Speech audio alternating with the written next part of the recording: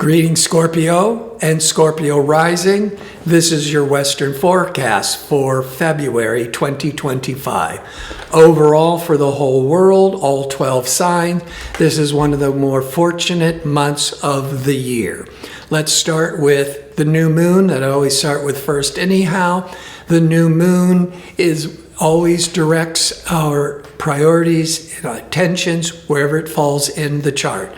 But for Scorpio and Scorpio rising in general, the new moon is in Aquarius, which is putting a major emphasis on fourth house matters because Aquarius is 4 signs past Scorpio. And the fourth deals with family or your living situation or real estate. Now, that is January the 29th, but it lasts for 4 weeks. So this new moon putting a spotlight on fourth house matters continues throughout February. Here's the good news. Jupiter, the planet of prosperity, optimism, luck, is going to be trining the best flow of energy to the new moon. So there's going to be a lot more opportunities, a lot more luck with fourth house matters. So that's number one. So whether this is getting support from family, going on a long distance trip, that's Jupiter also with family, or investing in real estate, or remodeling, or buying more new furniture to really enhance your home. That's number one. Number two, Mars, ambitious, assertive Mars, is going direct. It went retrograde once every 2 years, December the 6th.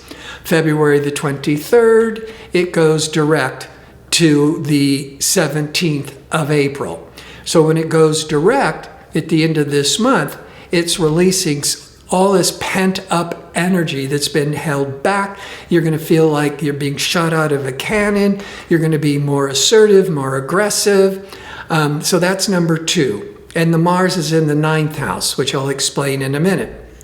Jupiter, that planet of prosperity and optimism and travel, Jupiter is going direct February the 4th. It went retrograde, as it does once a year, October the 8th. So Jupiter is all this promises and optimism. And when it retrogrades, it either what's promised gets so delayed, sometimes it doesn't pan out, or it's whatever is promised to you happens, but it's so much smaller than you were expecting. That's when Jupiter is retrograde. But then it goes direct February the 4th in your 8th house of finances. It also has a lot to do, the 8th house, with astrology and psychology. So I'll mention that later. But the Jupiter is going direct February the 4th till June the 9th, at which point it then moves into Cancer. So Jupiter in Gemini once a year with the 12-year cycle. Now, before I break down what this Mars going direct is going to do for you, and it's in Cancer, which is a water sign, positive for Scorpio, and Jupiter in that 8th house that could bring in financial gifts and settlements. But before I break down how all 3 of those important points is going to bring a lot of benefits to you, if you enjoy these kinds of videos and would like to see more of them, click like and subscribe. And don't forget to click on the notification bell so you can receive the latest postings. Now, with the sun putting a spotlight all month, because of the new moon in your 4th house, there might be a lot of emphasis with your family, with your living situation, or perhaps with real estate. Now, Jupiter brings a lot of, it's the traveling planet. Jupiter brings a lot of optimism, prosperity, So having that Jupiter in a trine, excellent support to the new moon in the 4th. One example could be going on a family vacation, or making plans. You don't have to travel in February, because if you're dealing it with the children, maybe you're making plans for June or July. That also goes along with the sun leaves Aquarius and goes into Pisces, a water sign, positive with Scorpio, a water sign, from February the 18th until March the 20th. Now, the new moon focusing on 4th house, family, home, real estate, that is the strong theme to the end of February. But February the 18th, now the sun starts to shine its light onto 5th house activities. Now that's going to be the dominant theme in March for Scorpios, but it's just adding in some more interest. The dominant theme still being the 4th house. Well, the 5th house, when we're talking about family, is children. So this is where you could be making travel plans to take you and the kids, on a long distance trip or an international trip, and you could just be making the plans. Maybe you're traveling in February, or if you have children, maybe you're waiting till the summer. The 5th house also deals with entertainment, parties, fun and games. But if the major emphasis is on the 4th house of the home, this February, you might finding yourself more open to entertaining at home. The 5th house is also creative, so you might be making your home more beautiful, adding in more works of art, or repainting all the walls, and making it look so much more fresh. So that's the new moon in Aquarius in the 4th, and the sun moving into the 5th. The 5th also represents gambling, speculation, investing. And this might be a very favorable month to be investing in real estate.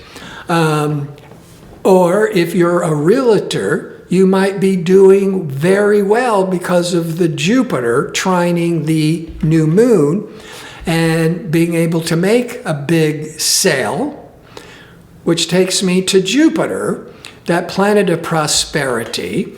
Is been retrograde since October the 8th, February the 4th. It goes direct in Gemini until June the 9th. Jupiter, when it goes direct, it's starting to release all its promises and bring in more opportunities. But it's in the 8th house, Gemini, Jupiter in Gemini. Gemini is 8 signs past Scorpio. The 8th house deals with financial gifts or inheritance or banking and financial settlements. But with Jupiter in the 8th house, you could also be lucky to get a home loan, getting a mortgage to be able to invest the 5th house into a home property, unless you are borrowing money, the 8th house, to repair or remodel your home.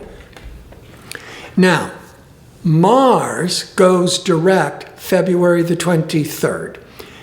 It went retrograde December the 6th. When Mars, ambitious, assertive Mars, is retrograde, it seems like it takes so much more effort, it's more exhausting to accomplish the same goals. You might be more irritable, more argumentative in general around the world with Mars in retrograde. So it retrograded, it started in Leo, it retrograded back into Cancer, a water sign, favorable for Scorpio at the first week of January 2025 until February 23rd. So it's retrograde, but it's favorable to Scorpio in Cancer, which is 9 signs past Scorpio.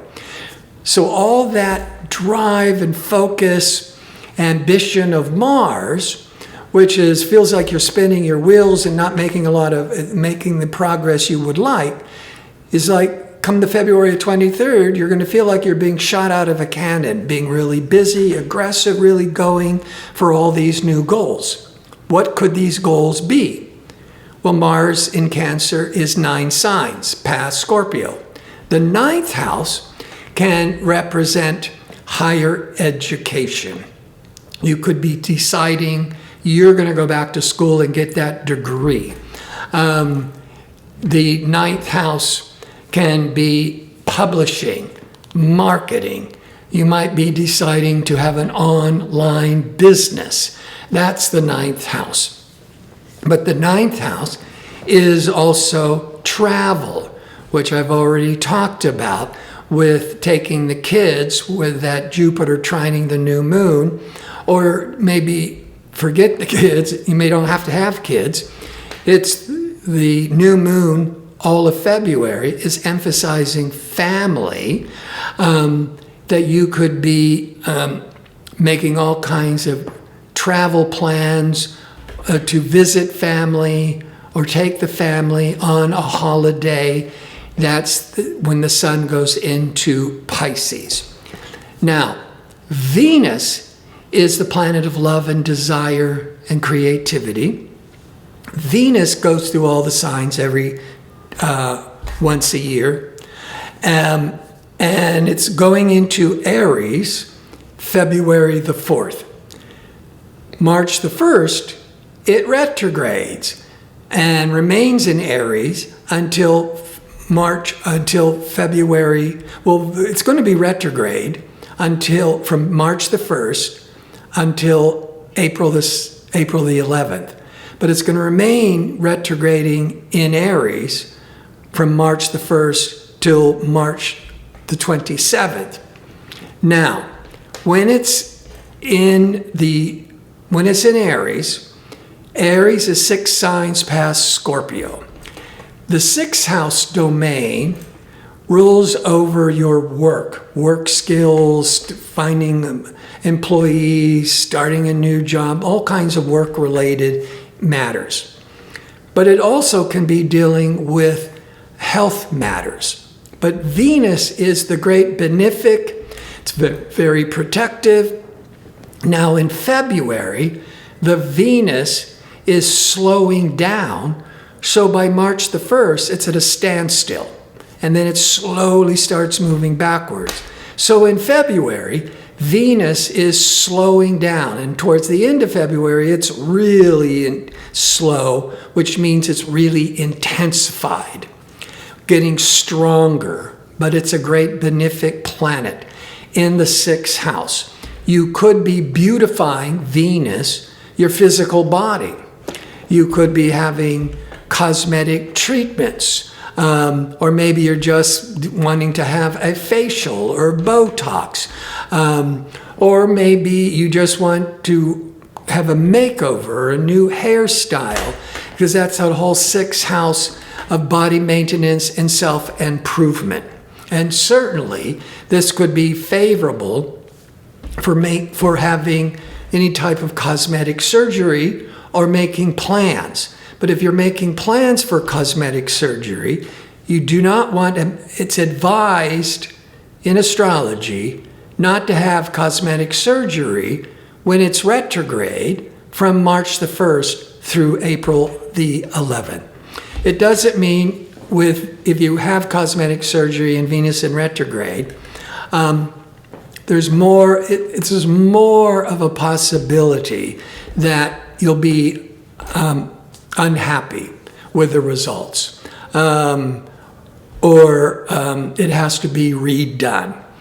Or maybe nothing happens, but these are the probabilities with astrology. But the 6th house also deals with work. And so you could be getting a much better job through February.